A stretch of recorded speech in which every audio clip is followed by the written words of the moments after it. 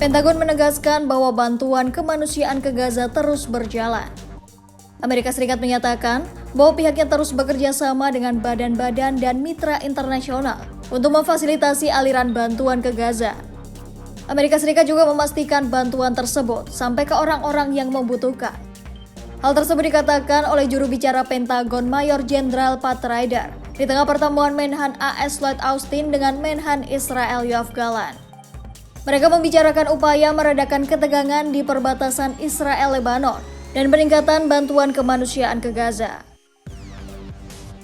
All right, well, good afternoon, everyone. Thanks very much for your patience today. I do have quite a bit to read out at the top, and then we'll get right to your questions.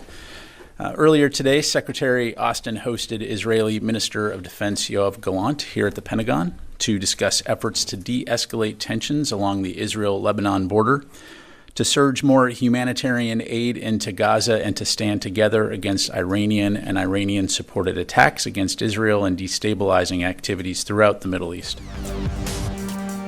Komentar ini juga muncul usai para pejabat senior PBB mengatakan akan menghentikan operasi bantuan ke Gaza, kecuali ada langkah untuk melindungi para pekerja kemanusiaan. Penghentian operasi bantuan itu dilakukan sebagai langkah baru dari PBB untuk melindungi pekerja kemanusiaan di jalur Gaza. Ryder juga menanggapi langkah PBB tersebut dengan menyatakan bahwa AS tidak ada rencana untuk menempatkan pasukan militernya di Gaza jika PBB menghentikan operasi bantuannya. Meski demikian, Ryder menegaskan bahwa Amerika Serikat akan terus bekerja sama dengan organisasi kemanusiaan melalui USAID dan mitra regional lainnya untuk menemukan cara agar penyaluran bantuan dapat berjalan lancar.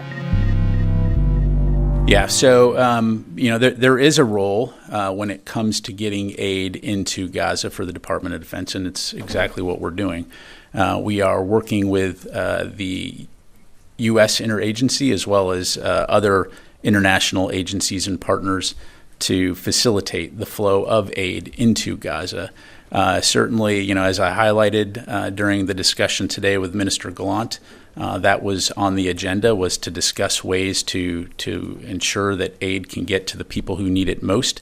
But from a DoD standpoint, to get to the crux of your question, there's no plans, for example, to put U.S. military forces on the ground in Gaza. We're going to continue to work with humanitarian organizations via USAID and other regional partners to ensure that we can find a way to get that aid to the people who need it most. Sebelumnya, Menhan Israel Yoav Gallant mengunjungi Amerika Serikat untuk bertemu dengan pejabat penting AS. Pertemuan itu dilakukan untuk membahas soal konflik di Gaza.